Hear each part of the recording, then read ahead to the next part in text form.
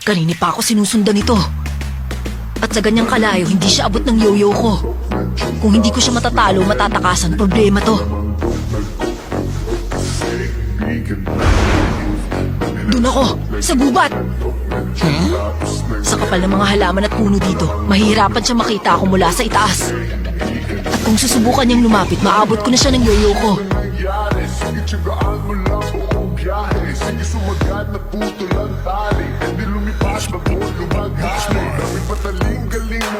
Wala pa rin. Sumuko na kaya siya? Pero parang imposible. Dapat sinubukan niya man lang akong hanapin bago siya sumuko. Asar! Wala akong oras maghintay lang dito. Kung susugod ka, sugod na! Hindi ka makakatago sa akin. Kahit saan ka pa magsuot, nakikita kita. Sugod na, mga sundalo ni Leon. Hanapin at hulihin ang target.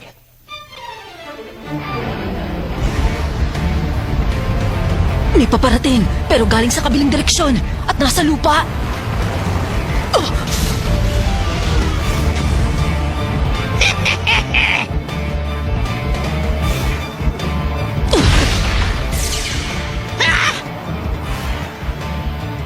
Natanggal niya ang mga braso at ulo ng kalaban niya sa isang iglap lang. Hindi kami mananalo kung one-on-one at malapitan ng laban. Nasaan na siya? Captain, sa itaas! Ha? Ah! Yeah! Yeah! Ah! Yeah!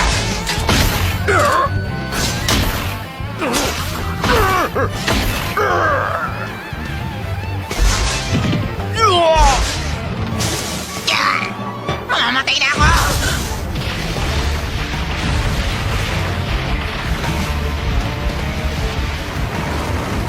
May dalawa pang nakatakas. Sabay-sabay na kaming umaatake mula sa iba't ibang direksyon pero hindi man lang kami makatama. Atras muna! Kailangan mag-regroup!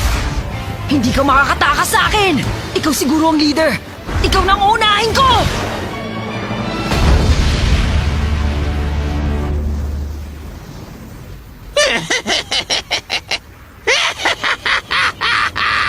Ano, ayos ba? Nagustuhan mo ba ang sorpresa ko sa'yo?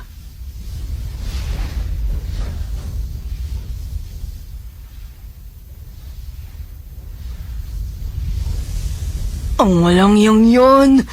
Pinasabugan ako gamit ng masamang hangin! Teka, paano nangyari yun? Sigurado akong naikubli ko ang aura ko at umatake ako mula sa blind spot niya. Pero sakto ang timing ng pag-atake niya. Malamang may nagturo sa kanya ng lokasyon ko mula sa malayo. Siya yun! Siguradong nakikita niya ako hanggang sa mga oras na to.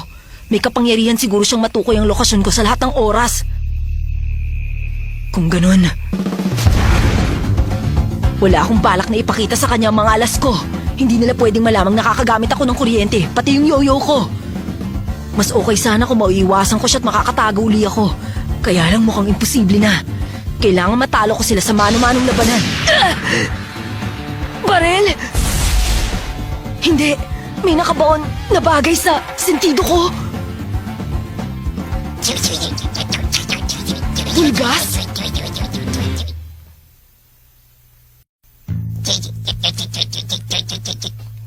Bulgas? Asar! Saan nanggagaling ang mga balang to? Area TH-88, X-15, Y-12, Z-2, Point X-9, Y-3, Z-1. Okay.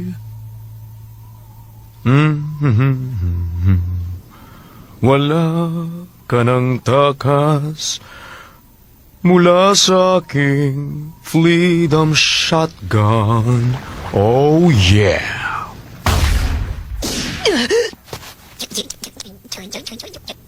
Asar talaga! Hindi tumitigil ang pagdurugo. Hindi ordinaryong mga pulgas ang mga to. Area P9, Y7, X8, Z4, Point Y5, X3, Z1. Okay.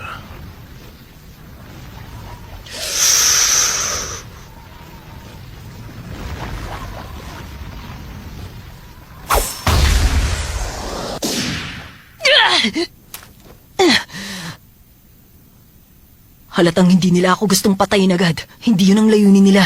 Ang talagang layunin nila. Dahan-dahan akong ubusan ng lakas sa labis ng pagturugo. Espesyal lang, mga pulgas ko. Mas talentado sila. Nakakatulon sila ng 200 meters pa itaas. At kung isasama mo pa ang puwersa ng aking airgun, hindi sila mapipigilan. Oh yeah.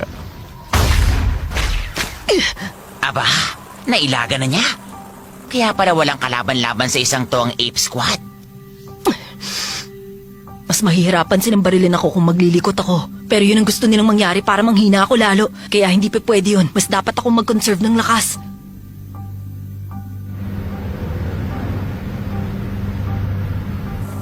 Oy, mukhang may binabalak siya.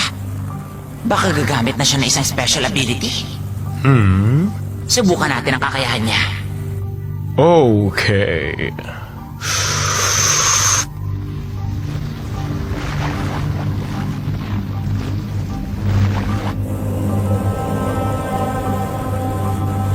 Sa pamamagitan ng aking kapangyarihang Super Eye, nagagawa akong makita ang target mula sa lahat ng anggulo dahil sa mga satellite dragonflies ko. Kahit ano pa ang nagagawa mo, hindi mo matatakas sa mga mata ko. Sige lang, ipakita mo sa akin.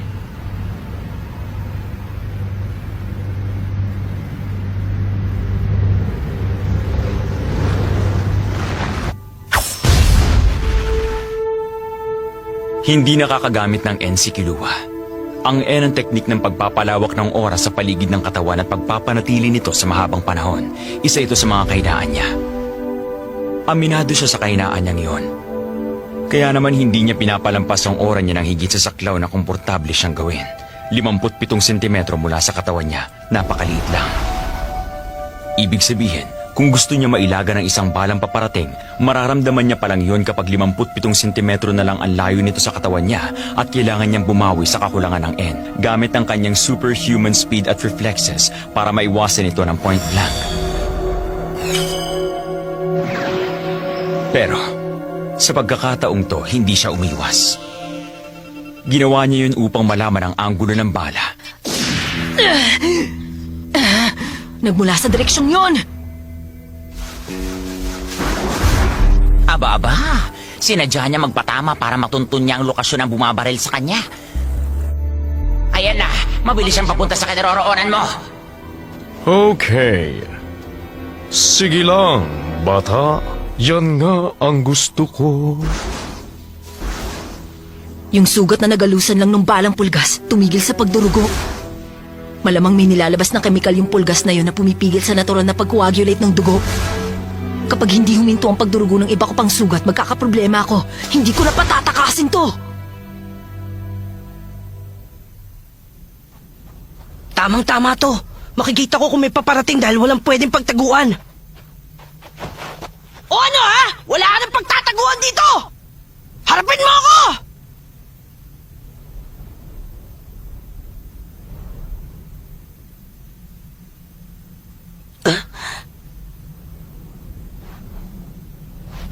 Sandali! Ang lawak ng desyertong ito, alam mo ba? Hindi ka tatagal ng isang araw. Mamamatay ka sa uhaw.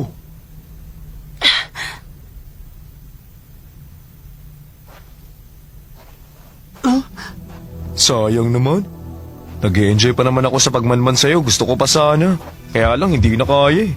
Nauubusan na rin kasi ako ng lakas. Maigi na siguro ito para makapag-usap tayo ng maayos. Una muna, magpapakilala ako. Ang pangalan ko nga pala, Jail. Oh, mali. Mele Oro na pala ako ngayon. Nung nabubuhay pa yung reyna namin, leader ako ng isang hukbo. Ikinagagal ako makilala ka. Ikaw, anong pangalan mo? Sabihin mo, bakit mo ako sinusundan? Dahil syempre, ayoko mawala ka sa paningin ko. Malulungkot din naman ako kung mamamatay ka. Naisip ko kasi ikaw ang tipo ng tao na gusto kong maging partner. Yung hari namin ang pakay ninyo, hindi ba? Hindi. Huh?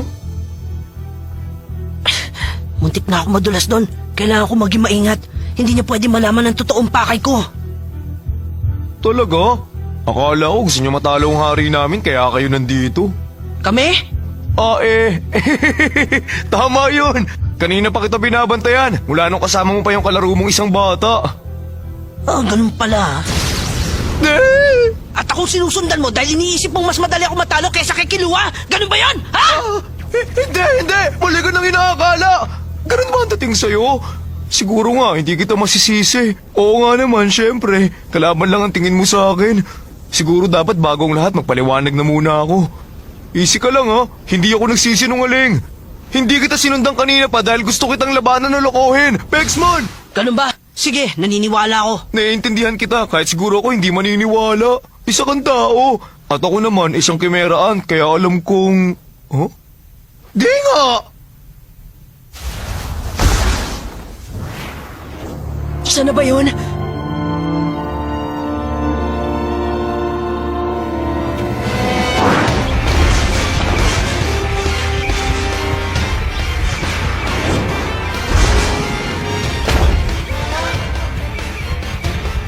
Isa itong patibong. Kahit alam mo yun, susunod ka pa rin ba?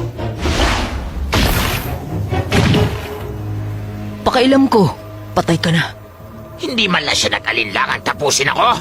Walang takot na determinasyon. Magaling ka, ha?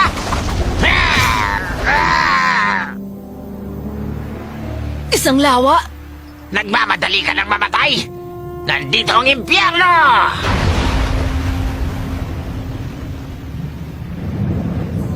Ako! Pagkain! Sandali! Ito yung... Katawan ng taong bahay ni Kapitan Ikalgo! Patay! Huwag niyong kainin! Alam kong dapat akong tumigil pero... hindi ko magawa! Hindi ko mapigilan ang tawag ng dugo! Haray ka! Paano mo nagawang putulin ang mahalagang panandakilang si Kapitan Ikalgo? Magbabayad ka! Anong tingin mo? Nahahayaan lang kitang hilahin ako sa tubig? Ang galing din itong suction cups mo sa paa. Ikaw pala yung bumaril sa akin. Isang pugita? Huwag mo akong tawaging pugita! Si Ikalgo pala ang tunay na kalaban ni Kilua. Isang parasitikong kemera anta nakakagamit ng mga katawan ng tao. Isang pugita. Huwag niyo akong tawaging pugita!